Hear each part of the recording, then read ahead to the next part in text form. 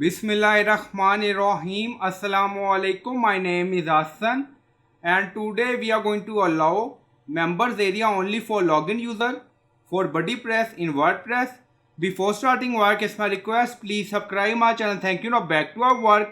So we are using BuddyPress plugin and then you see member directory page. So currently this page accessed by anyone. So we already login, but copy this URL. Now open and then paste. So we are in private window. Now you see member directory accessed by anyone. So we are going to add restriction on community area for BuddyPress. Now close it. Now go to dashboard. On left side you see setting and then you see BuddyPress. So click on it. Now BuddyPress setting open and then you see options. So click on it. So now we are in option and then you see community visibility. Drop down you see anyone. Now select members only. Now you see choose anyone to allow any visitor access to your community area. Choose member only to restrict access to your community area.